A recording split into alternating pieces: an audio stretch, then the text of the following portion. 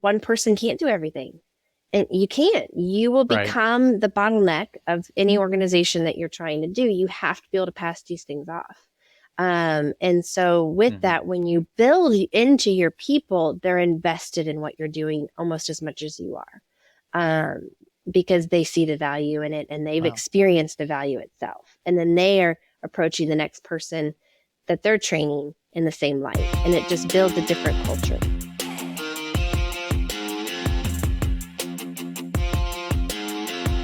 Welcome to the How Leaders Think podcast, the show that transforms you by renewing your mind and giving you new ways to think. I am your host, Kenny Lange, and with me today is Cheryl Torres.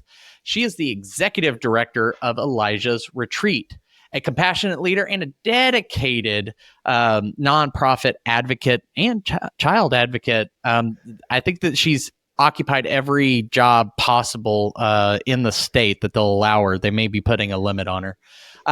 But under her guidance, Elijah's Retreat has experienced remarkable growth, expanding from just 34 families in 2017 to over 300 in 2023.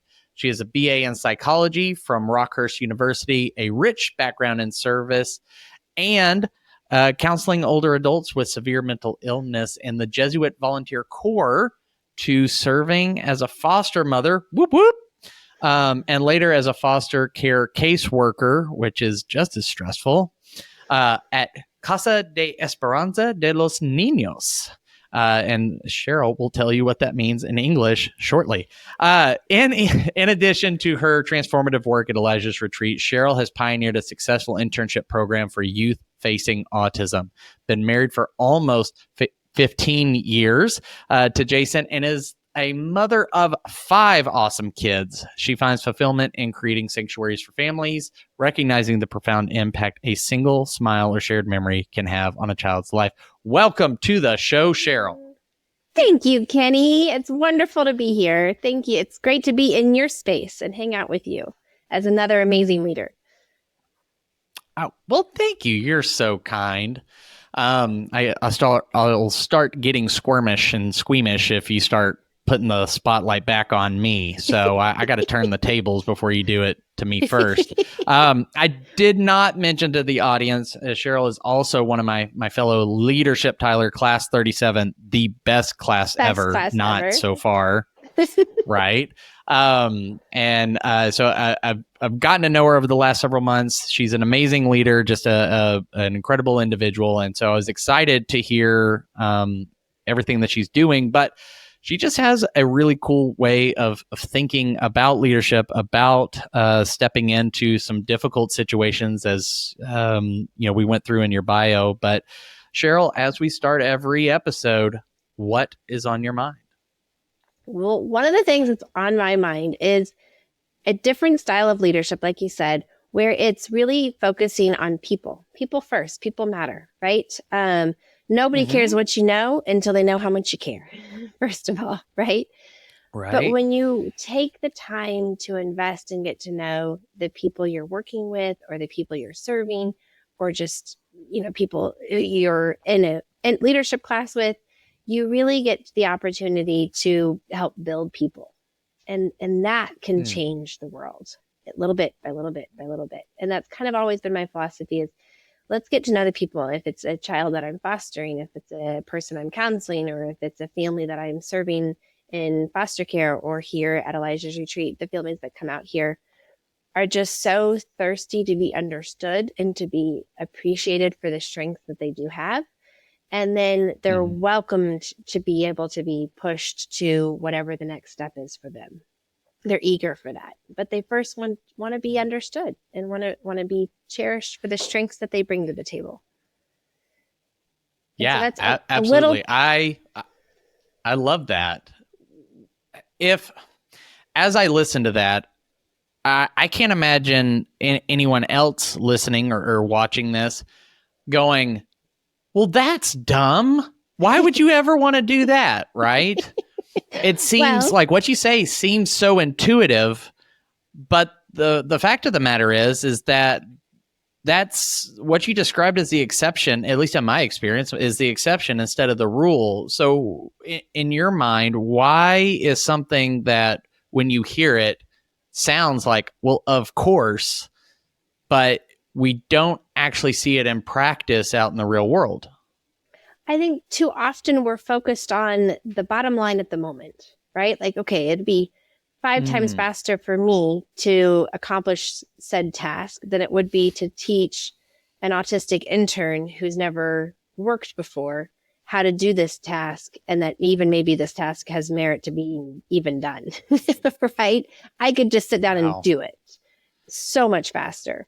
But what we've really learned, especially out here at Elijah's Retreat, is when we take the time to show these interns how to do things, they gain the confidence that, hey, I can do this.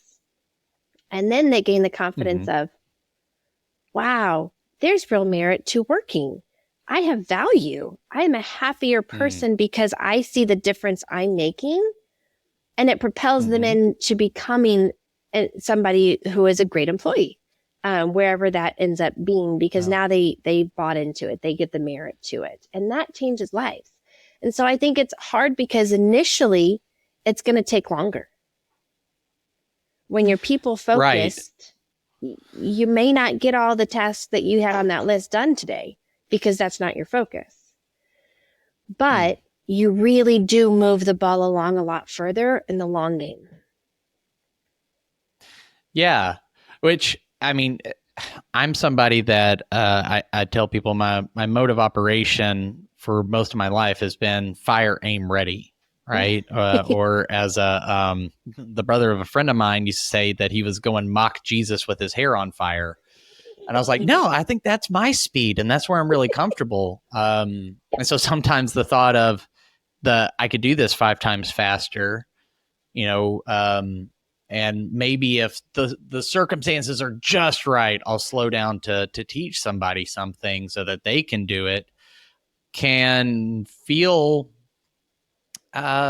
painful, nerve-wracking. Yeah, painful even. I think that's a great that's a much better descriptor. I'm thinking now about even trying to teach my kids how to do some things, and that's painful. But that's where I got this idea from, to be honest. Was just like, okay, well, I need my kids need to some point know how to do the dishes. If they're going to be married to somebody, they're going to want to know that skill. Well, but I don't. If they figure it out, come teach my kids. Well, it's the same principle. It's painful. And you may not know where that ladle is because it might have got put in the wrong spot a couple times. But in the end, you're building people, and the outcome is so much better than knowing always where that ladle is, And so it's a shift in perspective of what is the outcome we're really looking for. Beyond like what I think you said it uniquely and well about the bottom line of the moment, right? Like the task needs to get done. I don't hear you debating that, task projects, things like that are not important, but 100%. They don't supersede. Like if you look beyond the current moment, then it does make sense to make that painful investment in someone else learning how to do that, whatever the task may be. Yeah. And to, nobody wants to do anything painful, right? So that's a hard sell. But it is painful at first, but it really becomes the most rewarding thing you've ever done when you really get to see the aha moments and the transformative nature that living that way and leading that way really has that amazing effect. Yeah. I would agree. How would you respond to the leader that says, well, I've gotten pretty far in life by going, mock Jesus with my hair on fire, by getting things done, by, if somebody's smart and can move fast and they can kind of watch me as I go, great. But I don't have time to sort of go down to the lowest common denominator and bring someone along. What would you tell them is unproductive about that kind of thinking? I feel like you've been in my brain for the last year, Kenny. This is where God's been pushing me. So I was working at Mock Speed with Elijah's Retreat. You know, when we first got here, it was just me and my husband, who works as a fireman and paramedic back in the city of Houston. So 3.5 hours away. God bless him. And it was me and my kids and my husband when he was here. We ran all of Elijah's Retreat the first year, just us. And mind you, off of a $34,000 budget. So it was bare bones, all of us pitching in, all of my kids, even my little 1.5-year-old at the time. And I've been running at a very fast pace with Elijah's Retreat, trying to keep up with the amount of growth that you were talking about. But what I have learned is that when I do stop and slow it down, and even though I don't feel like I have the time to do so, and teach different people these different skills and these different tasks and different, things that I can pass off to them. When I do that, it's tenfold what can get accomplished. And so maybe it took me 3 months where it was maybe slightly painful to pass this skill off and to teach. But then what they're doing and accomplishing over the next 3 years is way more than what I could do by myself. Right? So it is the short game. It really is the short game that you're taking the time to teach it to them. But it really does. One person can't do everything. And you can't. You will become the bottleneck of any organization that you're trying to do. You have to be able to pass these things off. And so with that, when you build into your people, they're invested in what you're doing almost as much as you are. Because they see the value in it and they've experienced the value itself. And then they are approaching the next person that they're training in the same light. And it just builds a different culture. And in the end, you'll be getting so much more done. There's a lot there. There's a phrase. I actually had my coach say this on a call recently. And it comes from, I want to say it comes from the Marine Corps sniper school, which is slow is smooth and smooth is fast. So like when you're a sniper, you're in the military, you need to be able to reload and do things quickly, but you can't panic and just do it at this frantic sort of pace and do everything. So they teach them to slow it down, make it smooth. And when you're smooth, you'll actually go faster. That's right. I've also heard sometimes you need to slow down to speed up. 100%. I mean, that's what my husband has taught me, that, as a paramedic, you show up on a scene of a horrific situation that's happening and your heart starts racing. And the first thing they all do or are trained to do, and they train on this on a regular basis, is slow everything down. Slow your breathing, change your heart rate, and start thinking through it. And you'll get everybody helped a lot faster than panic. It's exactly the same thing. Right.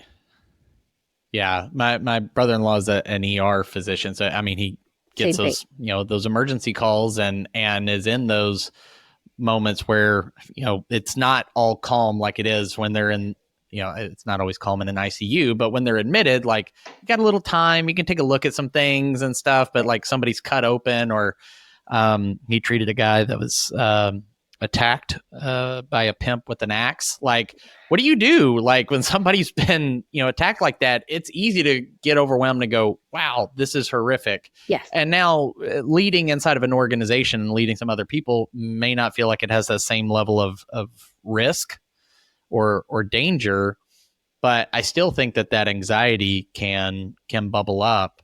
Something that comes to mind is thinking about newer leaders. Maybe if you were sitting down with, say, someone who's just been promoted to that mid-level or higher or senior level position, and it's their first time to occupy that seat. I think a lot of us get to those seats by being high achievers, high performance individuals. And we want to prove that whoever made the decision to place us in that seat was right, that it was the right decision, that they can trust us. We can be their go-to person for whatever our responsibilities are. But it's almost like that the higher you go, the less you're actually doing. It the has more to you're be. deciding. Mm-hmm. So how do you talk to somebody like that to where that anxiety of, well, if I'm just passing stuff off, they're going to think I'm incompetent and maybe they made the wrong decision, or like there's all those voices that get into Sure. your head. And I'm sure you've dealt 100%. with a lot of that with the different positions you stepped into, foster care, both as a parent and as a service worker. Like there's a lot coming at you. So how do you Yeah. start to calm down so you can assess the situation? Again, focusing on others, focusing on the people you're serving, so when you step into that new position as a new leader, you're going to be overseeing other people. Get to know them. What do they need? Check in with them. Your job changed from doing the tasks to now helping them have all the resources that they need to do their job. And that may include teaching them certain aspects, but it's also going to involve setting that culture. And what is that culture? Is it positive? Is it a place where people feel safe that they can make mistakes and then learn from them? Or is it where everyone's timid to even show that they had a mistake? Right. And so your job isn't necessarily the task, doing all these tasks anymore. And that changes because you're right. You're promoted for doing well. Well, now my job is very different. I'm not doing that well anymore. Now I'm teaching other people how to do that well, which is a great opportunity, but you have to switch that in your brain, right? That now your job is your coach. You get to cheer them on and give them the resources that they need to thrive in that capacity that you were doing before. So I think the best way to calm that down is just get to know them. People matter. What do they need? Because it may be different than what you needed. What do they need to do their job well, and learn them? I think that's really important what you just said. Could you elaborate a bit more on that? Because I think we start with, well, what helped me or what was done to sometimes to me or for me by the leaders I had. And we just lean immediately into that. Can you go into that a little bit more? Oh, sure. I think I learned this early on as a caseworker. When I stepped into that role, it was like, well, I'm not even a parent at this point. I've been a foster parent for a year and I've learned some there, but I don't know if I feel qualified for this, right?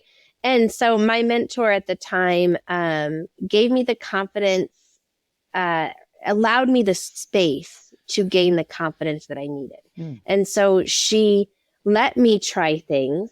And then we sat and we would, once a week at first, or however often we needed after that, checked in. How's it going? What did you think about this situation, these kids? What is your take on this? And she gave me the space to talk it out. And then she gave me valuable insight. She wasn't afraid to call me out, or in a kind, but just matter of fact way of where I needed to grow, which I appreciated. But at the same time, she gave me the space to see if I got there on my own as well. Wow. And I think that, and she didn't make me do it her way. She took the time to get to know me and and give me, again, the space and time to figure out, how do I solve these problems? And maybe it's a different way, but it's effective. Maybe it's more effective. Maybe it's not effective and we need to teach another way. But giving me the space to do that gave me the confidence that I could step up into that role. And so that's what I've tried to do and mirror for other people that I've worked with, or for people that I am on a project with, or people that I am, mentoring. With our autistic interns, when they come out here, Kenny, they don't want to work. The first day they come out here, the first thing they say to me is, I don't want to be here. I don't know why I would have to work. Why would anybody ever want to work? And I love it. Great question. I mean, they're just, we've all thought this, right? They just said they don't, bless them, they don't have a filter. And so whatever they're thinking comes out. And many times I'm saying to them, I understand that feeling. I do. But the way the world goes round, this is going to be something you're going to have to figure out. Like, you're going to have to work so that you can buy groceries, so that you can do these things. But the other thing you're not going to understand right now, and I tell them this day one, the thing you're not going to understand, and believe me right now, is that you're actually going to enjoy working because you're going to see the outcome of what you're doing. And they say, I don't know what you're talking about. 2 weeks later, by giving them the chance to come out here, by giving them the chance to just, unload on me on all of the reasons why this is a terrible idea, but we're going to do it anyway. Right. And we keep going. 2 weeks into it, they're coming to me and they're saying, thank you for giving me the opportunity. I see the difference I made on that little kid when he was out here horseback riding. Wow. That was profound. That made a difference for me. Thank you. Wow. We had 2 of our interns totally surprise me. Well, it was one of those awesome God moments where you're like following God's path, doing what you think God's asking you to do, but you don't really understand why all of it and what the whole picture is. And then you get those moments where you're like, look what you did, God. That was amazing. Right? So one of those moments for me was when I was interviewing 2 of our early interns, and about their experience of working at Elijah's Retreat. It was for our first gala that we did. And so I was interviewing them for the video. And I was just asking them various questions. And they interrupted me and they said, Cheryl, one of the best things about working at Elijah's Retreat is that I learned about autism. Yeah, I'm diagnosed with autism, but I didn't really understand what autism is. And I didn't really understand what my strengths were. But getting to meet and work with so many different autistic individuals, I see the merit. I see the beauty of being autistic. I'm no longer ashamed or even consider it a disability. I see it as a special ability that I have. And I went, wow. Okay, God, this whole thing of taking the time to wrap teach the you video. That's all we needed. how to work. It worked, and it did something more than I even anticipated, right? Wow. And so I really learned from these amazing interns that by giving them the confidence of just trying it and doing it, they gain that confidence that they can make a difference and that they have merit and they have value. And I think that we can do that. I think we all need that, right? Like, I know I need that at work. Right. I need to know that what I'm doing has value. And I think we all do that. And so I think when you create that culture of people first, no matter how painful that is at times, at moments, the end game is that you really do build people. And those people will help that bottom line happen a lot faster. Yeah. And you allow for That's God incredible. to step in and shine in ways you don't even realize it. Yeah. I think, not to turn this into a sermon, Lord knows I could, but, sometimes moving too fast, we don't allow the space for God to come in and to work in those gaps and show us things that otherwise we would have missed. Sort of to your point.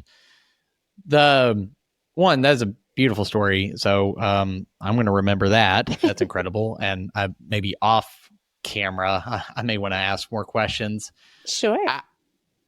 I want to press in a little bit more on something you said about translating your work with, kids in particular, but families that have a loved one, a child, someone who's on the spectrum, and someone a leader may be listening to this, say, yeah, that's great. I get it. You're in the nonprofit space. There's room for that. It's acceptable. And people on the spectrum, obviously I would slow down for somebody that was diagnosed with autism, but you translated it over into that this could be applicable to everybody. And I'm wondering if there's a mental shift that you have, that you could name, that helps translate that situation over to be not just a particular, but more of a universal.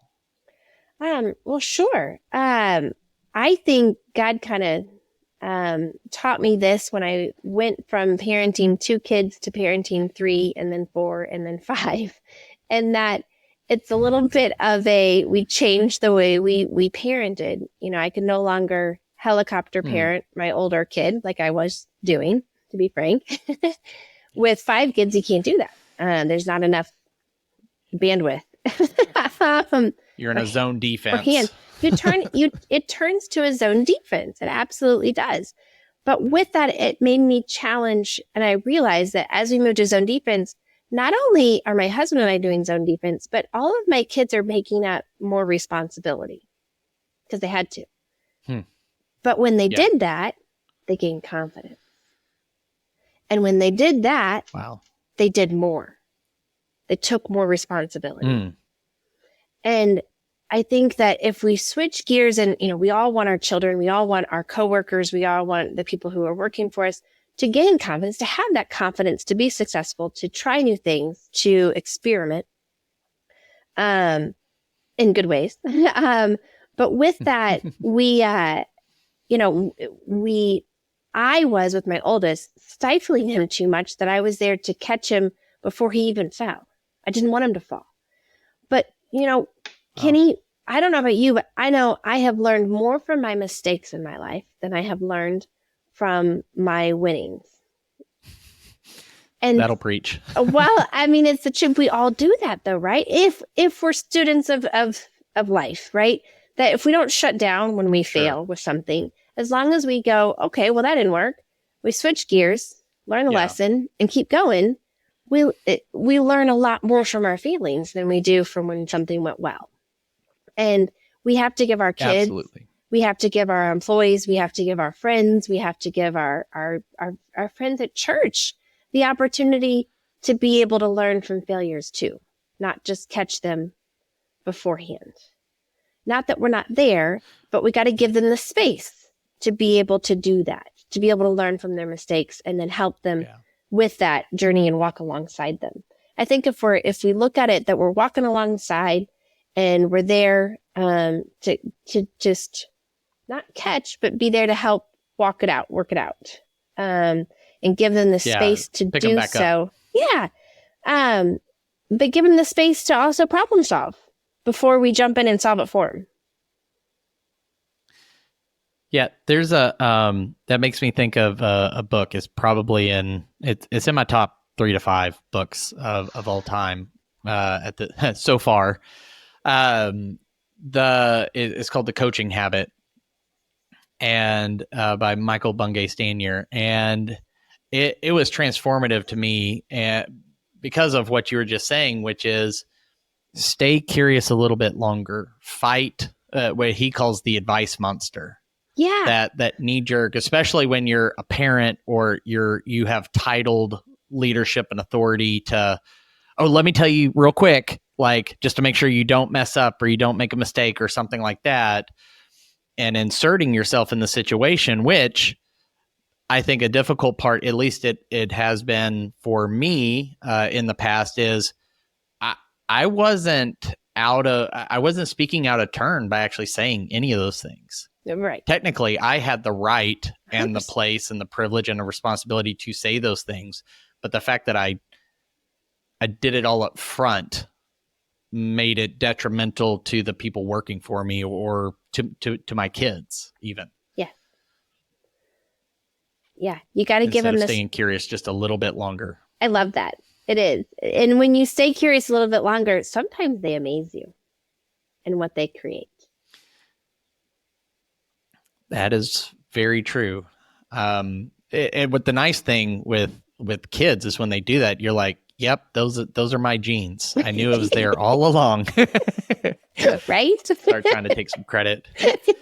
Except I got a couple of adopted kids, so now that theory may be blown out of the water. But you can still take credit for it. Yeah. So as someone is thinking about, I think there's a couple of big things that I've heard you say about being people first, but building people. Sort of the old, if you build your people, they'll build your company, your organization. Confidence being supremely important, and then safety, like psychological safety, just the safety to have non-fatal failure. And I don't mean non-fatal as it didn't kill you, but sort of like in a for-profit situation, you can make a mistake that might cost you some money, but not put you out of business. Right. Or something like that. Those were some big themes that I heard. If somebody's wanting to transform their leadership, make steps towards this, what's something that is a first step in the next, say, 24 hours with little to no cost that they could do to practically start implementing what you've been talking about? Yeah. This isn't something that's going to cost you a lot of money at all. This is just mostly going to cost you a mental shift. And so what that involves is take some time over the next 24 hours, check in with your employees. Take a second one-on-one, check in with them. How are they doing? Show that you are invested in them and you care about them. Maybe stop and bring them their favorite coffee to show that thoughtfulness or something. And that, costs a couple bucks, sure. But it's more the time that you give them. And that may just be 5 minutes of a check-in, right? But then also, when assigning projects, I have found if you change your mental thought towards it, but also the words you use in assigning a project, here's this thing that we need to get accomplished. What do you see as the end when it's complete? What does complete look like to you? And give them the space to kind of describe what that looks like. But then also, what do you think the timeline is that you can do this instead of giving them the timeline that you need it to be done in? Now, you can always come back and say, well, I hear you say you can get this done in 2 weeks. We kind of need this to be done in a week. What can we do to help facilitate that? Giving them the space to be setting these expectations on themselves gives them that confidence a little bit, right? And then when you check in with them, it's not, if something goes wrong, it's not, oh, I'm taking the project back. Never mind. It's, okay, that didn't go great. Gotcha. We need to solve this. What do you think are some tools that I can do or help you to be able to solve this? Ask them what they need from you instead of telling them what they need. So those little tweaks. That often helps. Yeah. And I've learned these the hard way. But I have learned that you it and does me both, sister. make a difference. Yeah. I joke with my friends. I was like, I will discover the potholes on the road of life, and I'll do my best to shine a light on them so that you won't take 2 months or 2 years to figure this out. You can maybe take 2 weeks and be done with it. Sure. I'm definitely learning from those mistakes. Cheryl, this has been tremendously helpful. I'm confident in saying that I don't think this will be our last recorded session on leadership and other brilliant things that you have going on. But if somebody wanted to know more about you, your work with Elijah's Retreat, where would you send them? Yeah, simply go to our website. It's just elijahsretreat.com. And you could follow us on Facebook. We've got a lot of events and different things going on in East Texas for families with autism pretty much on a regular basis. So any one of those things would get you connected in. Excellent. And we will make sure that those links are posted in the show notes. Well, thank you so much for being my guest today. We look forward to future conversations. And thank you to all of you who are listening right now, wherever you may be driving on the road, running in the woods. If you're running in the woods, I hope that it's not from somebody and that you're safe. But when you get a moment, I sure would love it if you would rate and review the podcast. It helps things like this be found by more people that can be helped. If this is helping you, let's help others discover it as well. I would be deeply appreciative of that. But until next time, remember, change the way you think, you'll change the way you lead. We'll see you.